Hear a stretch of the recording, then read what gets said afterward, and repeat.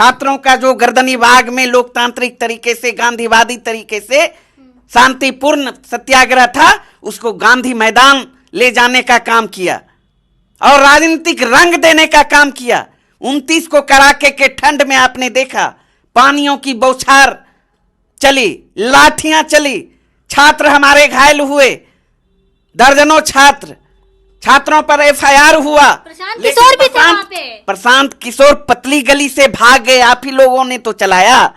ये था उनका लक्ष्य कि इस आंदोलन को खत्म करना है, गला घोटना है, चूंकि सरकार के इशारे पे था।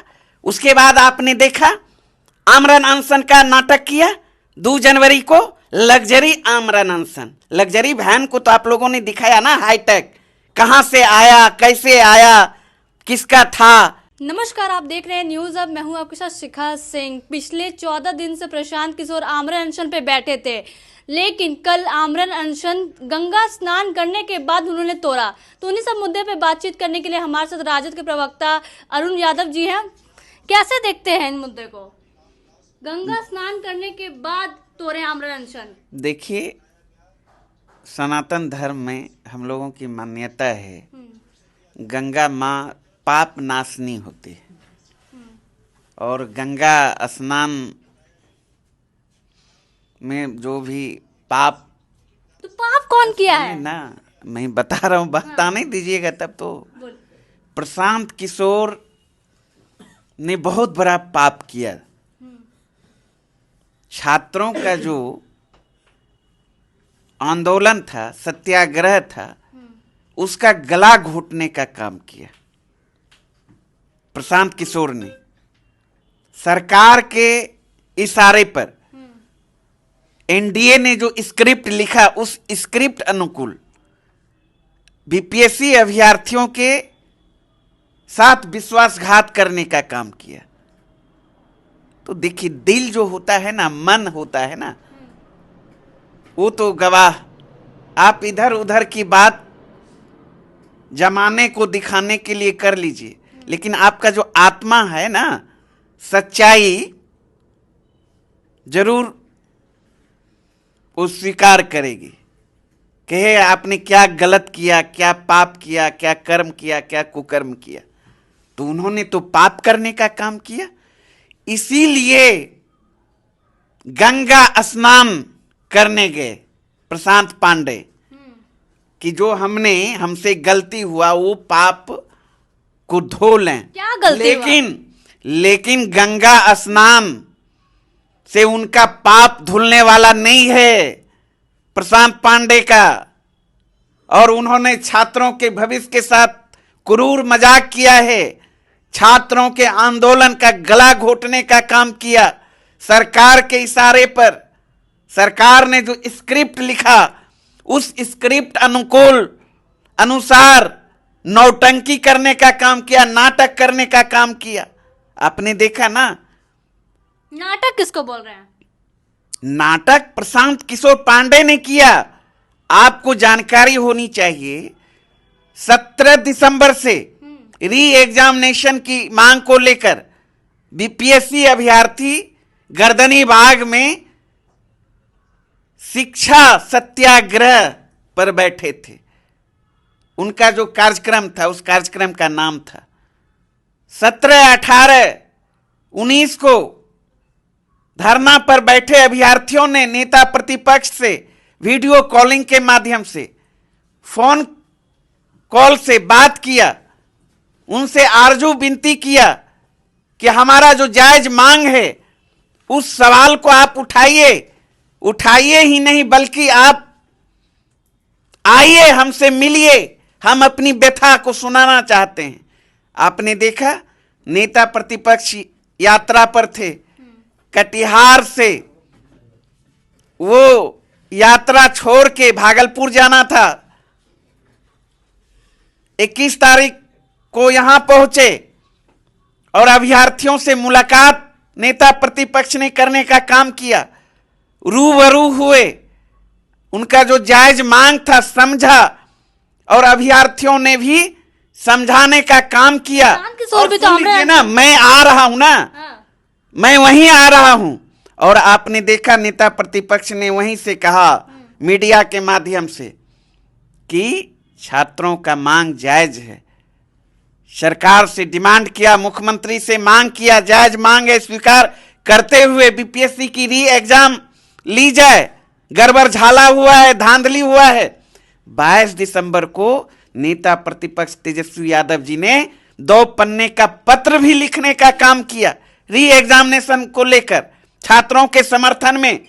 और छात्रों ने भी कहा तमाम राजनीतिक दल से कि आप इस आंदोलन को, इस मुद्दे को राजनीतिक रंग ना दें।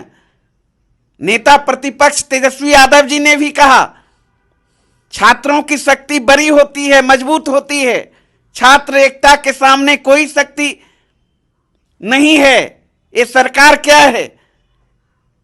और आदरणीय नेता तेजस्वी यादव जी ने नैतिक समर्थन देने का काम किया। सही दिशा में आंदोलन छात्रों का जा रहा था। जब नेता प्रतिपक्ष ने मुख्यमंत्री को खत लिखने का काम किया तो राष्ट्रीय परिप्रेक्ष्य में यह आंदोलन चला गया।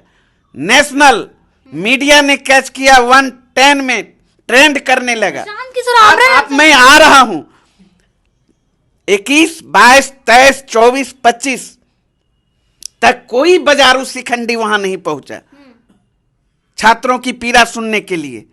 और सरकार का दम फूलने लगा चूंकि छात्र का आंदोलन सत्याग्रह सही दिशा में जा रहा था।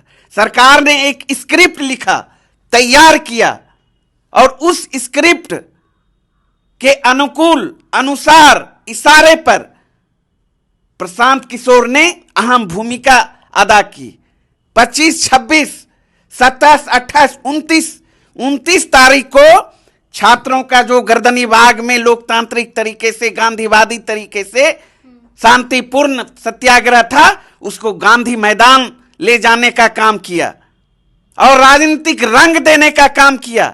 29 को कड़ाके के ठंड में आपने देखा पानियों की बौछार चली, लाठियां चली, छात्र हमारे घायल हुए, दर्जनों छात्रों पर एफआईआर हुआ। प्रशांत किशोर भी थे वहां पे। प्रशांत किशोर पतली गली से भाग गए, आप ही लोगों ने तो चलाया। ये था उनका लक्ष्य कि इस आंदोलन को खत्म करना है, गला घोटना है, चूंकि सरकार के इशारे पे था। उसके बाद आपने देखा आमरण अनशन का नाटक किया 2 जनवरी को, लग्जरी आमरण अनशन। लग्जरी वैन को तो आप लोगों ने दिखाया ना, हाईटेक, कहां से आया, कैसे आया, किसका था, मैं वहां नहीं जाने का काम करूंगा। वही और अनशन गंगा में स्नान करके तोड़ने का नाटक किया। पाप धुलने वाला नहीं है। सत्याग्रह भी करेंगे। वही ना, सब दिखावटी, बनावटी, सजावटी, राजनीतिक रंग देने का काम किया। चुनाव को तैयारी भी कर रहे हैं। जनता सबक सिखाएगी ना। जनता, बिहार की जनता उड़ती हुई चिड़िया को हल्दी लगाने का काम करती है। और इस प्रशांत पांडे को पता नहीं है, ये बाजारू शिखंडी हैं, बीजेपी के बेबी प्रोडक्ट हैं, सरकार के इशारे पर काम करते हैं। इसको जन सरोकार से कोई मतलब नहीं, नीतीश सिद्धांत से कोई मतलब नहीं। ये लोग बाजारू लोग हैं। और बिहार का जो मूल मुद्दा है, जिन मुद्दों पर हमारे आदरणीय नेता तेजस्वी यादव जी काम कर रहे हैं, पढ़ाई लिखाई, दवाई, कमाई, सिंचाई, सुनवाई, कार्रवाई की बात कर रहे हैं। आपने देखा 17 माह के सेवा काल में 5 लाख नौजवानों को नौकरी देने का काम किया, नियोजित शिक्षकों को राजकर्मी का दर्जा देने का काम किया, जाति आधारित गणना कराने का काम किया, sport policy, tourism policy, IT policy लागू करने का काम किया, मेडल लॉ, नौकरी पाओ योजना के तहत नौकरी देने का काम किया, मानदेय 2 गुना करने का काम किया, अनेकों काम किया। अभी देखिए ना, बिहार की हमारी प्रगति यात्रा कर रहे हैं। नीतीश कुमार जी का प्रगति यात्रा नहीं है, वो दुर्गति यात्रा है। उनके यात्रा पे कितना खर्च है पता है? 2 अरब 25 लाख 70। मुख्यमंत्री हैं वो। मुख्यमंत्री हैं तो क्या गरीब जनता की गाढ़ी कमाई को लुटा दीजिएगा क्या? यात्रा के नाम पर खुली लूट की छूट दे रखी है। और वहीं हमारे आदरणीय नेता तेजस्वी यादव जी भी तो यात्रा पर निकले हुए हैं। लोकतंत्र में यात्रा करने की सबको आजादी है। इसका मतलब ये नहीं है कि आप आम आवाम की गाढ़ी कमाई को खुलेआम लुटाइए। तेजस्वी यादव जी भी यात्रा पे हैं। देखिए, माए बहिन मान योजना के तहत जो आधी आबादी हमारी है, महिला सशक्तिकरण के लिए 2500 रुपया प्रत्येक माह देने की बात कही है। डायरेक्ट खाते में 200 यूनिट बिजली फ्री देने की बात कर रहे हैं हमारे नेता।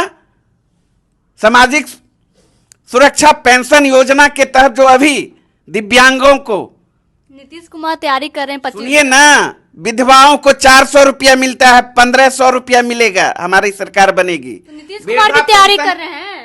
नीतीश ने क्या किया 20 साल में? 18-19 साल से यहाँ एनडीए की सरकार, तो मुख्यमंत्री बन जा रहे हैं। बिल्कुल भावनात्मक नारे, भावनात्मक मुद्दे, जोड़ तोड़ की राजनीति करके।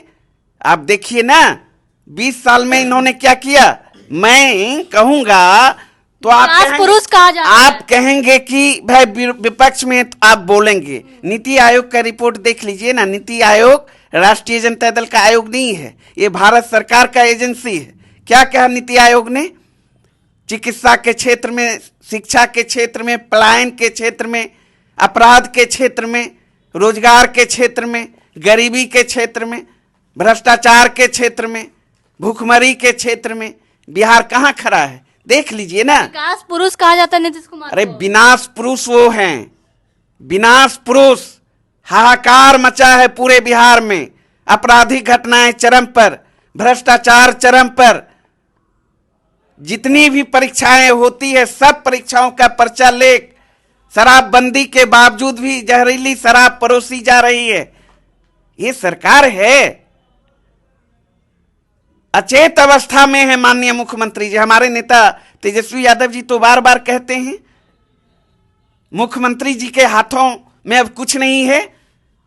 बिहार जो है रिटायर्ड अधिकारी चला रहे हैं, माननीय मुख्यमंत्री जी टायर्ड हो चुके हैं, तो कहने की बात है। तो इसलिए बिहार की जनता भगवान भरोसे है और बिहार की जनता ने तय कर लिया है, अब की बार तेजस्वी सरकार, बिहार की जनता तैयार। किशोरी बोल रहे हैं अब की बात। अरे मैं तो कहा, वो तो जब भारतीय जनता पार्टी 400 पार का नारा लगा रही थी ना लोकसभा में, तो यही प्रशांत किशोर पांडे हाँ में हाँ मिला रहा था कि हाँ हाँ हाँ, ये तो भारतीय जनता पार्टी के एजेंडे पर काम कर रहा है ये बंदा। नीतीश कुमार जी ने ही ना कहा था, प्रशांत किशोर के लिए 2 बार अमित शाह ने पैरवी किया कि भाई पार्टी में इसके शामिल करा लीजिए, राष्ट्रीय उपाध्यक्ष बनाया था। तो ये बाजारू लोग है, तो इनको बिहार वासियों से क्या मतलब है? ये शिखंडी हैं, सत्ता पक्ष के इशारे पर अपना ये काम करते हैं।